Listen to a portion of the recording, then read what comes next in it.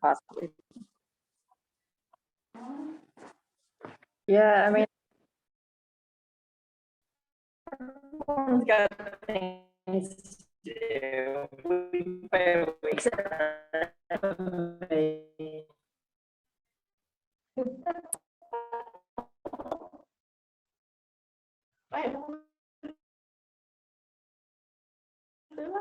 Rivka there. You have kids only so if she needed today. Who decides where it is? It depends if she can host or not. If you probably can't host, then I asked Jeannie. Just She prefers it there, so she can come, so she can. It makes it easier for her.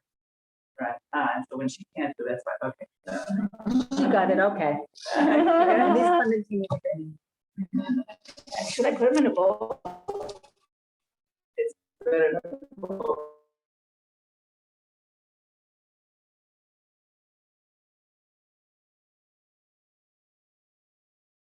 Back to bring them. All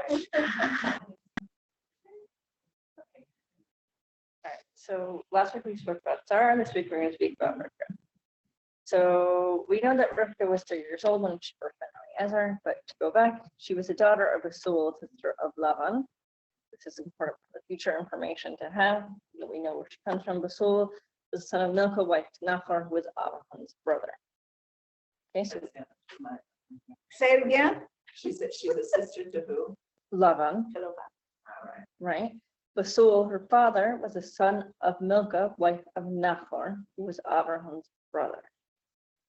That makes her, what is it? Cousin, Great grand, wait a second.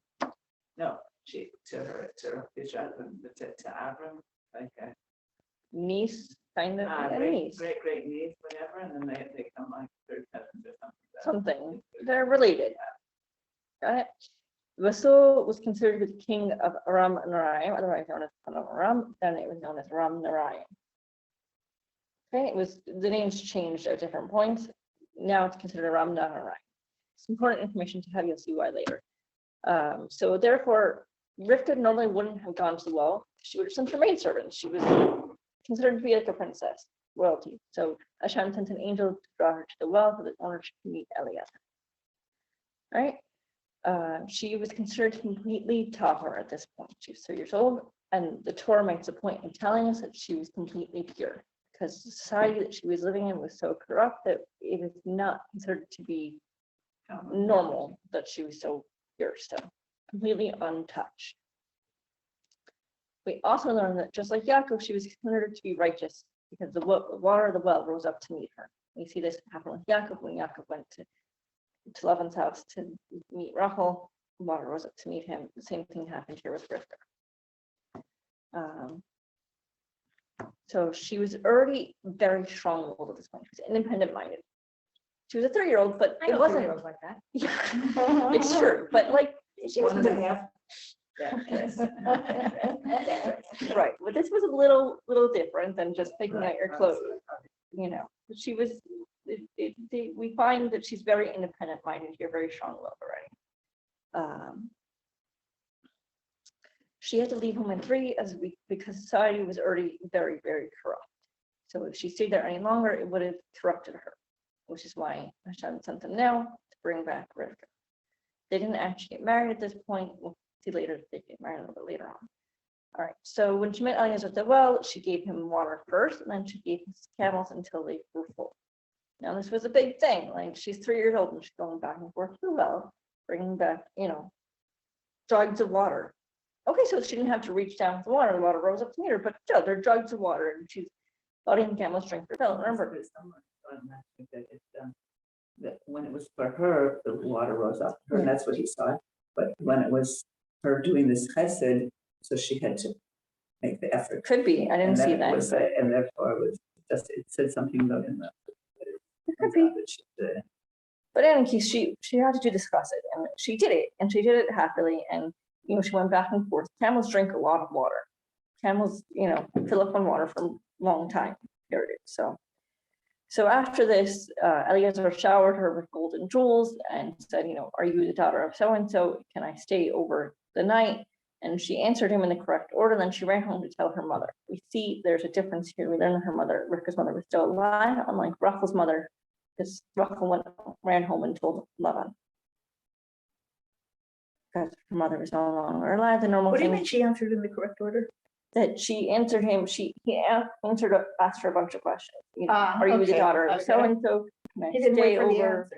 No, he didn't wait for the answer. He just kind Okay, of so Lavan mistook Eliezer for Abraham. He assumed that Abraham was coming, showering his sister with gold and jewels, and he wanted to kill Abraham. He was going to kill him, and take all his possessions, and basically just be Lavan. We know Lavan wasn't actually a nice guy, so we see already from here that he was already pretty corrupt.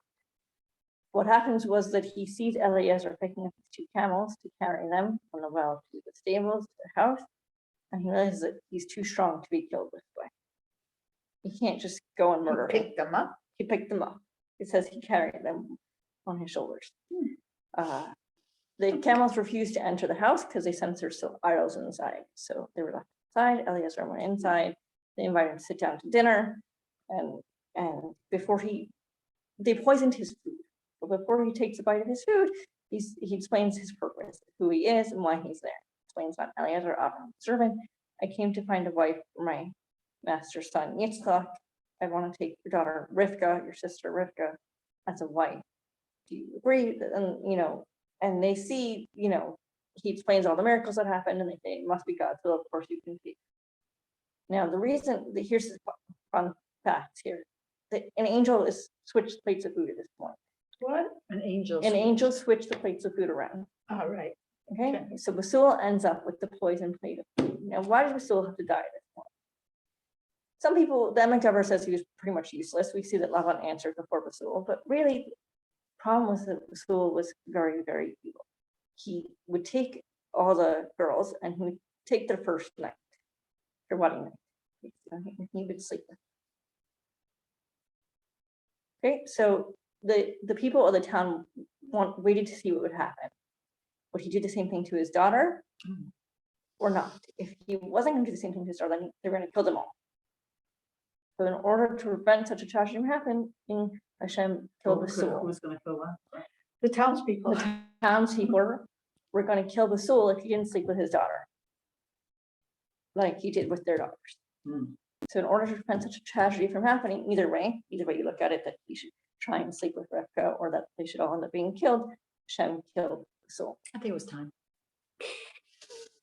Okay, but you'll see it's a little bit, it's like an interesting, just random put in the story, like her father died the night of her engagement. Like, okay, the next morning, Eliezer says, I have to go back to my master's house. I need to take better than Lavan, and Rivka's mother were not thrilled with this plan. No, she should stay and observe the time in the morning, and blah, blah, blah. And he says, no, we must go. Let's call it. So they finally agreed and said, let's call and ask her.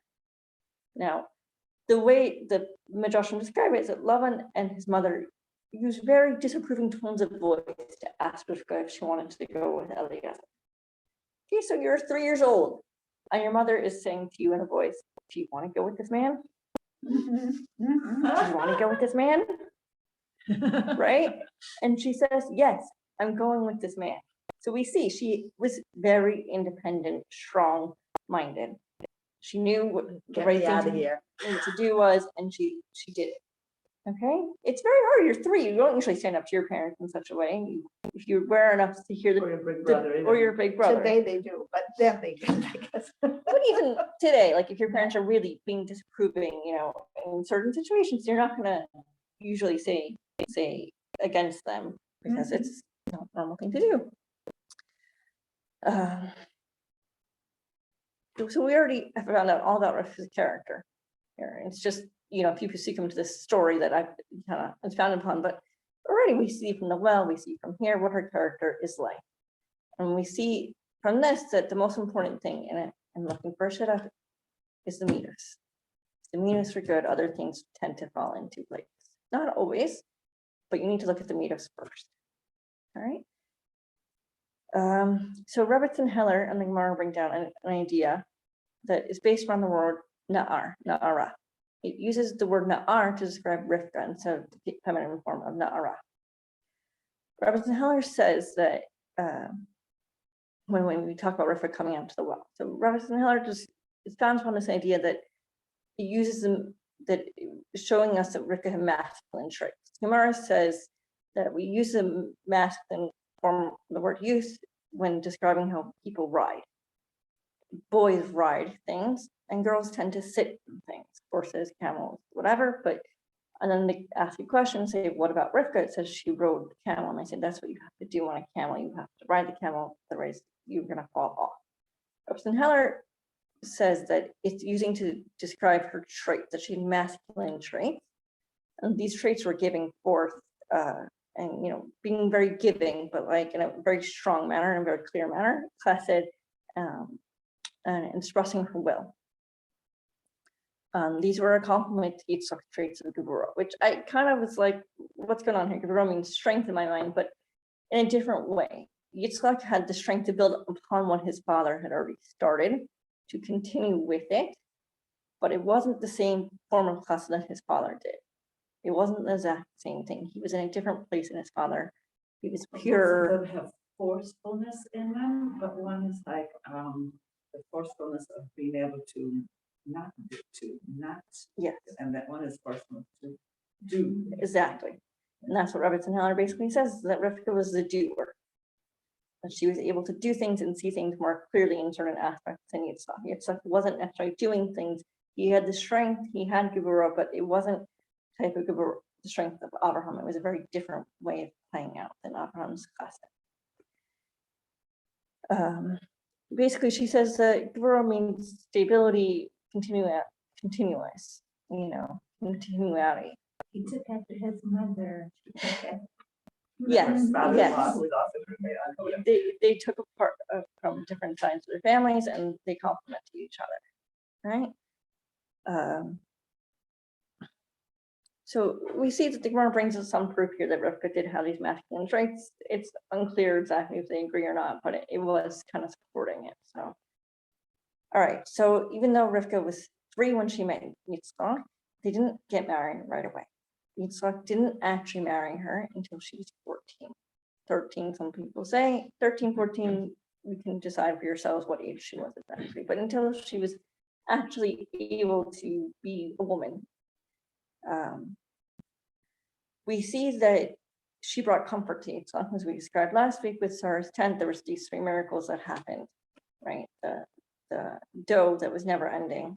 There's always enough bread for everybody, like the lechem panim in that base of Mingdash. The candle that stayed lit from week to week, like our Shabbos candles on the Paneras, and the Shekhinah. So These things from the beginning when they were engaged. yes, I mean, it's unclear exactly. I asked this question, it's not clear exactly, because it does mention that Yitzchak took her for a wife when he saw her separating challah from the dough with purity. So it could be that, as she grew into the role, they returned, but it does also just say that he was comforted when he brought Rivka into his mother's tent, because the miracles returned. So it's unclear exactly when they returned, but we know that they did return, and that he was comforted by this. I have to imagine a 10-year limbo, But it was actually fairly normal then, from what I understand. Yeah, but the nice, so he's gonna wait to be comforted another 10 years or if it's. Right, so I mean, I guess it was comfort knowing that she's going to grow into this. or that the miracles did return when she entered the tent, and he saw her growing over the years. It's unclear exactly when the miracles returned, just that they did return, and it brought comfort to him. Because as we described last week, it was almost like the base of Mikdash was rebuilt. When Sarah died, it was like a Korban base of Mikdash. Rivka comes, base of Mikdash has been rebuilt. It's like a Gula Yeshua for you. It does specifically state that Rivka was beautiful in Yitzchak's eyes. There's 2 reasons for this. To let us know that he found her physically appealing, because for men, this is very important when you're looking for shidduch for your grandchildren. It's very important that they find their spouse physically appealing. For a woman, they focus more on the insides, and the outsides tend to grow to match that. Most of the time. It doesn't always work for everyone, but most of the time that's how it goes. But also that she was in the image of his mother, Sarah. Basically, that she had the spiritual purity of Sarah. So she was beautiful both physically and spiritually. When Rivka meets Yitzchak for the first time. When she sees him, it says she lifts her eyes up and she sees Yitzchak is davening in the field, he's davening mincha. There's a medrash that says he just returned from Hagar's house, Keturah's house, after remarrying his father, and therefore you should learn not to stand in the way of your parents' remarriage, if that's a thing. So what does it mean that she lifted her eyes up? Not just that she lifted her eyes up physically to see who was in the distance, and she asked, the servant, who is that man? He said, that's my master. And it means that spiritually she recognized there was a huge gap between them. Yitzchak was the son of Abraham and Sarah. He'd been on Ikeda. He had angels' tears in his eyes. He was on a much higher level than her. It doesn't mean that they didn't fit. It just means that he was higher than her, and she recognized it. And she immediately fell off. They wouldn't have fit if she didn't recognize it. Exactly. And she fell off her camel. There are a few explanations given to explain what this means. Some say it was, a sign of respect. She took her veil, she covered her face, and she slid off the camel to meet her. We learn modesty from this, how we should act when among other people. There is another idea that she deliberately fell off the camel in order to bring her hymen, because back then there was an idea that if you were completely virginal, you would not get pregnant right away. I know it's a weird idea today. Doesn't really. What did you say? She fell off the camel deliberately. She wanted to break her hymen. There's an idea even today that if you're riding a camel, your hymen might Bicycle. They usually say. Bicycle, camel, whatever. It might make the hymen, which is basically just a muscle, skin muscle, disappear. So she wanted to get pregnant right away, and she had a hymen. She thought she wouldn't. Another idea is that she had a vision of Eisav and his wickedness, and that he would come from her. And so she trembled and fell off the camel. So according to the Yaakov on this medrash here, that she saw the vision of Eisav and she fell off the camel, it was there that she became a mukas eitz, injured by a branch. In other words, it was a branch that broke her hymen. Now, don't ask me exactly how to picture this, but you get the idea, okay? And the blood went out. And immediately Hashem sent the angel Gabriel to stand guard over the blood so that it should not spoil. So this doesn't really fit with the whole idea that Rivka was 14 when Yitzchak took her, but let's go with the fact that she was 3 and they met and Yitzchak took her as a wife. When Yitzchak came to her and didn't find a hymen, he suspected Eliezer and said, what happened? Why did he suspect Eliezer here? Because Avram, his father, said to him, you must be suspected, the servant who spent time alone with her. He didn't trust Eliezer. It was a natural consequence of society at the time that people were not careful with other people. Let's just put it politely then. That's based on the Perikut Rabbi Eliezer that Rabbi Shimon says Avram said to Yitzchak, this one is suspect in relations because he did not fully trust Eliezer in such a corrupt society. That's literally where it comes from. Okay. She told Yitzchak that it was broken by a branch. When she fell off the camel, and he called her a liar. It must have been Eliezer. She swore that wasn't true, and she took him to the spot where it happened. And there they found a branch dyed with her blood. That Gabriel had stood guard over to prove to everyone that Rivka was pure. I know, it's a very strange story. You're like, what in the world? Where is this from? Yeah, it's a Yaakov on the idea that she trembled when she saw Eisav and she fell off the camel when she saw the vision of Eisav, that wicked was going to come from. All right. So now we know that Rivka was Tar. Yitzchak knew she was Tar. Hashem said, what do we do for Eliezer? Eliezer was falsely accused. So Eliezer gets to go into Gan Eden alive. And go into Gan Eden alive. Oh. He never fully died. He was taken alive to Gan Eden. One of the, I think there's like a list of 7 people who this happened to. And the interesting thing is, if you actually look back at the story of Yitzchak and Ikeda, is that there's a measure that says Yitzchak came out of Gan Eden alive versus Eliezer going in alive. So we see the corresponding here. We have to be very careful not to falsely accuse people and be very careful with our words because we're constantly being watched over, as Einstein likes to say. Okay, so back to the 3 miracles of the tent. We're going to just expand upon it a little bit. All right, so we know she took challah, right? This is a mitzvah for a woman. She took challah from the dough. It wasn't just that there was enough dough or bread week or forever came, but that she took challah from it. This is woman's mitzvah. Take challah from your dough.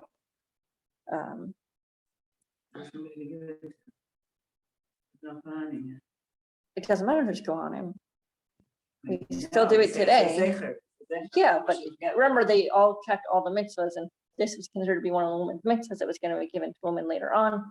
And this is corresponding to the fact that there was always bread, enough bread for everybody, that she had bread from week to week, like the lechem panim and the Beis Hamikdash. I know it's a zecher, like korban, and we should remember that it's supposed to be for the kohanim, but here, as you said, there was no kohanim, but she still did it anyway. Sarah also did it.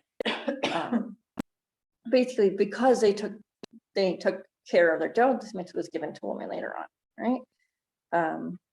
Because she was careful in lighting her candles, women get the mitzvah of Neros for Shabbos. Again, she's already keeping the mitzvah, so it's a little bit weird that we're being given it, but it's almost like a reward for what they did, that we get to do these mitzvahs, and they're considered special to women. And then can be compared to the Ner Tamid of the Beis Hamikdash, right? The candle stayed lit from week to week; it was always lit. And because she was careful in the mitzvahs of Taras Mishpach, and the Shekhinah rested upon the tent. And we learned last week that it can be either compared to the Ketores or the sheet over the Aron, the Kapara, not Kapara, I forget the name for it, but Parochis, but it wasn't Parochis, it's something else. But the covering, the curtains, it depended if you wanted to follow. All right.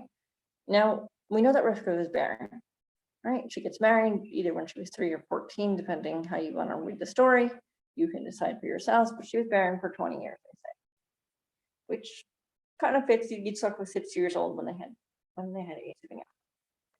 Now, when Rivka left her mother's house, she was showered with blessings, and I say that with quotes because those blessings weren't really meant to be blessings; they were really meant to be curses. One of those things that they said was, that we should be mothers of hundreds of children, nations, So one of the reasons she was barren is because Hashem did not want them to take credit for Rivka's children. Fertility. Yes. So it ended up being the opposite of blessing. Yeah. So it's one of the reasons that they specifically say that Yitzchak had to daven, and Yitzchak was answered, because again, Hashem did not want Yitzchak, Rivka's ancestors, to take credit for Rivka's having children, right? So they went up to Har Moriah, where Yitzchak was almost sacrificed, and they stood on opposite sides, and they dove into Perishka, that they should have children, and their prayers are actually stated out here. It's one of the few places where we actually see what their prayers are. When Sarah and Abraham davened, it didn't actually say what they were praying for, but here it does actually specifically say, Yitzchak's tefillah went like this: let the children give me be born from this righteous woman, because he did not want to have to do what his father did, to take a maidservant like Hagar as a second wife. Again, he was purer, he'd have better neshama, whatever. He was on a different level. All right. Rivka's went like this: let the children give me be from this tzaddik. All right. We see that they daven and they should have children from each other. And this is, future generations also that we see how to daven. The Torah specifically states that Yitzchak's prayer was answered because he was tzaddik ben tzaddik. It doesn't mean that Rivka's prayers weren't answered. It's just that the prayer of tzaddik ben tzaddik is higher than even that of Baal-Shua. We know that their prayers are very high, but in this sense, again, also because of Rivka's ancestors, who they were, Hashem answered Yitzchak's tefillah, and they want to let us know that it was Yitzchak's tefillah that was answered. Rivka became pregnant with twins, but she didn't know that she was pregnant with twins right away. It says they were crushing each other inside the womb. This is our people's words: crushing, not fighting, whatever. They use crushing, so her pain was very intense. Now, remember, Rivka had never been pregnant before, and she wasn't living with her mother. She didn't really have any sisters to ask. She went around to the ladies and said, "Is this normal? Do you have this much pain?" And they said, "No, this is not normal. We didn't have this much pain. It's normal to have some pain during pregnancy, but to have such intense pain is not a normal thing." So then she went over to the yeshiva Shemet Aver, and she asked, "What is going on?" So basically, it actually specifically says that she went to seek advice. Now, there are a few different explanations what it means to say when it says that to seek. According to the Ramban, it says it means she went to daven. The Ramban says whenever you see the word to seek, it means that they're davening. It's not the most. To seek, I don't have the wording down. You have to look it up in the English. Sorry. Rashi says that she went to Shem to ask him what Hashem said. Oh, Rivka wasn't considered to be one of the prophetess, like Sarah Amina was, but she had some level of Kodesh. But here she went to Shem to ask what Hashem wanted from her. She wasn't sure why the pain was so intense. She didn't know she was having twins, and so Shem tells her, that, she was kind of.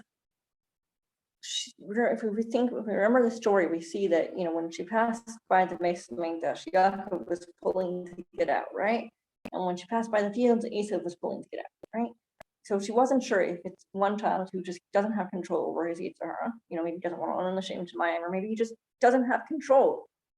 Part of him wants to learn, part of him wants to be out in the field. I think we can all kind of relate to that we want to be good, we want to daven, we want to connect, and part of us that just doesn't manage to do it. We're all kind of have that split personality going inside of us. At least I do.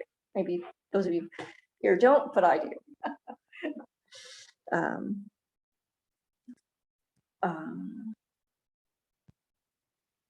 Maybe it meant she was having two kids, and therefore she should daven to have them ASAP to separate them.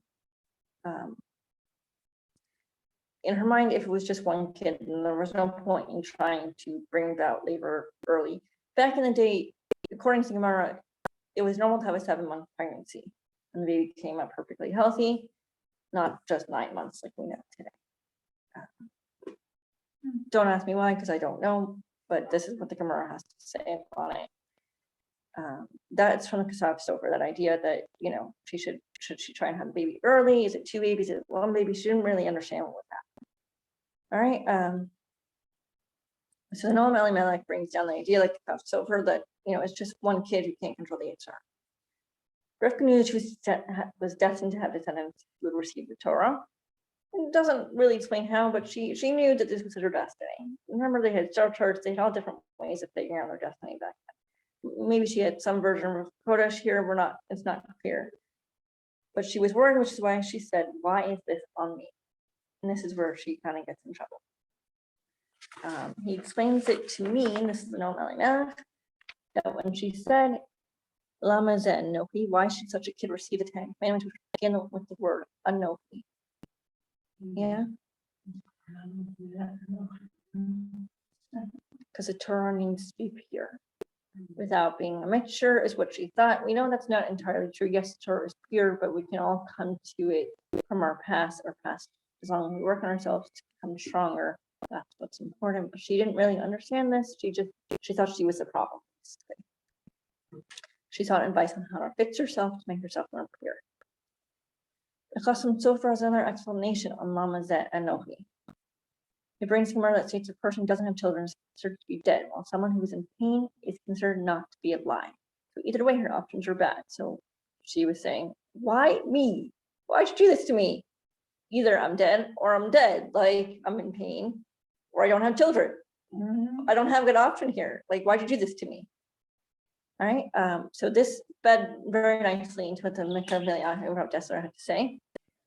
It says people cannot withstand pain. He says that if Hananiah, Mishael, and Azariah had been beaten, they would have bowed down to the idol. They would pray to it. This is based on Suvas. Rivka could have had the 12 tribes, but she lost them when she said, "Why did you do this to me? Lama zeh anochi. My pains are so great, even if I'm destined to give birth to all 12 tribes, it would not be worth it to suffer." So, therefore, she gave up having 12 tribes because of the pain. We learn from Eov that even a moment of his pain did not come out into a moment in Gehenna. That's, how you want to understand this. I said, it means that even all our pain in this world doesn't really amount to a moment in Gehenna. It also could mean that all our suffering in the world is more than that moment in Gehenna will be. So basically, my comment says, if we were to think about this, no one would sin.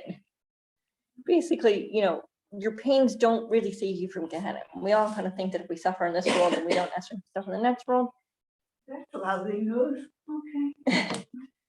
It kind of just Where is depends. it? You have to know where it is? in I can Michigan? tell you after. Okay. All right. There's another mission that says Eisav, when he came out, tore Rivka's womb so that she would not be able to have any more children. All right. He literally reached in and tore her. Right. Remember, that's just back in the day. They didn't have all the medical technology. It was a very different world. He tore her inside. Eisav, we know, came out kind of almost like a full man already. He didn't look like a baby, and he was already giving into his evil side. He did not have to, but he did. All right, so the Torah tells us that Shem said to her, Hashem says that you have two nations inside of you. And therefore, they're going to, that's why they're fighting. One will always be on top of the other. And that was where we understand that Eisav will be on top. Sometimes Yaakov will be on top. Other times, they're two separate nations, two distinct people. There are people who have questions on that, because what about free will? Eisav did have free will. He could have chosen to use his co-host to serve all Israel. He chose not to. So the two nations fighting, get them out. All right. So there's this little random story in the Torah here where there was a famine in Israel. They went down to the land of Philistine. Originally, it says that he wanted to go down to Egypt, but Hashem said, do not leave the land of Israel. You are pure. This is because he was on Hamaria, Korban. Now, he followed in his father's footsteps and said to the guards, trust the agent, that Rivka was his sister, not his wife. And, they tried to play that role for a while. And at some point, Yitzchak relaxed enough to say, oh, we've been here long enough, they're not going to take you. And started acting like a husband, but Avimelech had been kind of spying on them this whole time. Because he didn't really believe Yitzchak. He realized that Yitzchak was a son of Abraham, and he remembered what happened to him when he took Sarah. He didn't really want to think it would happen, but Rivka was beautiful. So he wanted Rivka. But he was trying to be smart. So he spied on them, and he realized that they're really husband and wife. And he kind of yells at Yitzchak and says, why'd you lie? Someone would have taken him. He said, I was afraid I'd be killed. Avimelech decreed that no one's allowed to harm them. They're in Plishtim for a few years. There's a whole thing with the wells and Yitzchak becoming rich, but that's Yitzchak's story. But we see that, all our imaot were very beautiful. Okay, so now they're back in Israel. We don't know exactly how long, when these things took place. It doesn't give us time periods. It just says, these things took place. Rivka says to Yaakov, I heard your father speaking to Eisav, bring me some game. All right, and I will bless you before Hashem.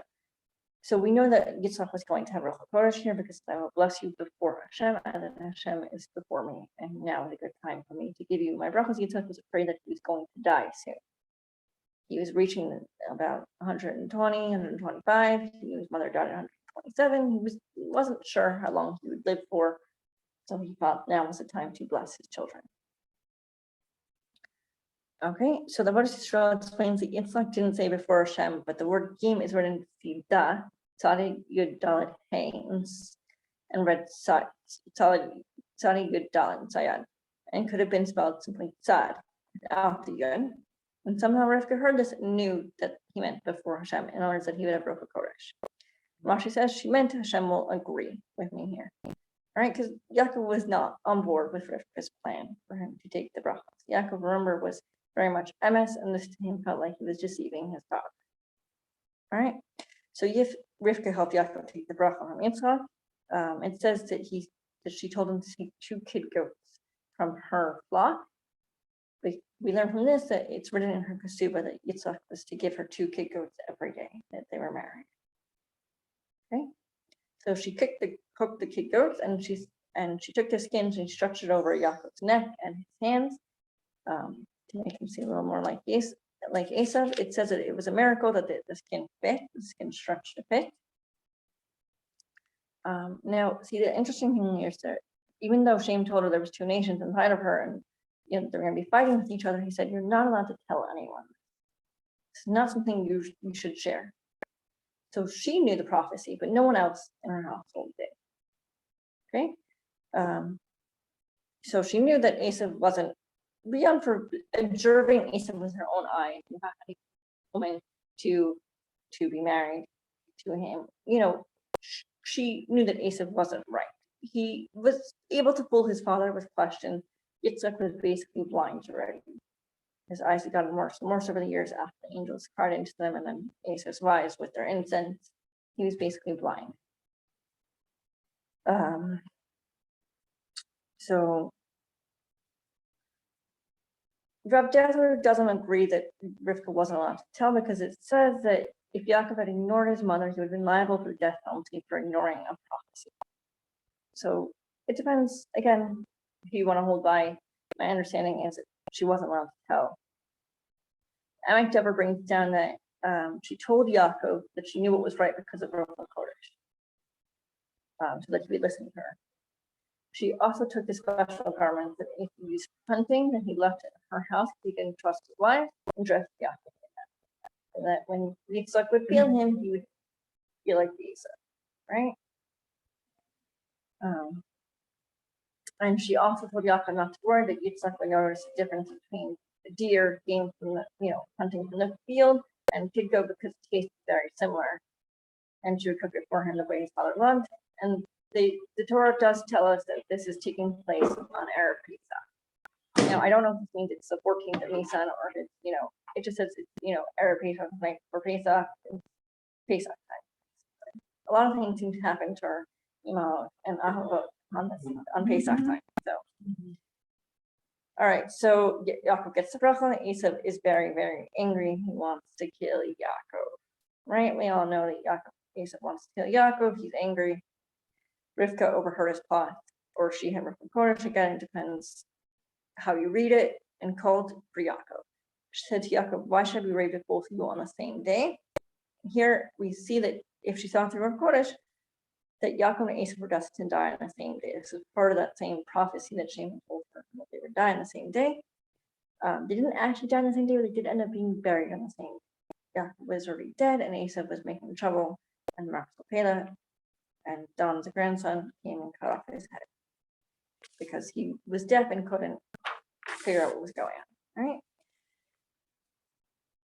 For she figured logically, if he succeeded in killing Eisav, then Esav's children rise up and kill Yaakov. Okay. So she told Yaakov that he should go to her family and put him around. Yaakov would only go with his father's consent.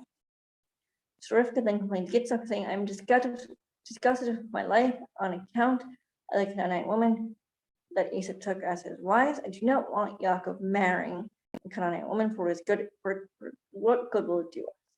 Who said that? Rivka to Yitzchak. She's complaining, saying to Yitzchak, "This is not okay." So Yitzchak agreed with her and told Yaakov to go to his mother's family in Padan. I found it very interesting that it always says to go to her father, Pasul's house, even though Pasul was no longer alive, but no one else found it interesting. I did try finding something on it, but no one else found it. So, all right. Now we get to Rivka's burial 20 years later, or more, 34 years later. It's not recorded explicitly in the Torah. Sarah is very much recorded. We hear all about the eulogies and the burial and buying Pela. Rivka, not at all. We just know that she dies. Okay. The reason for this is because with Yaakov still away, even though she had sent her maidservant Devorah to come and tell him to come home, he hadn't made it back yet.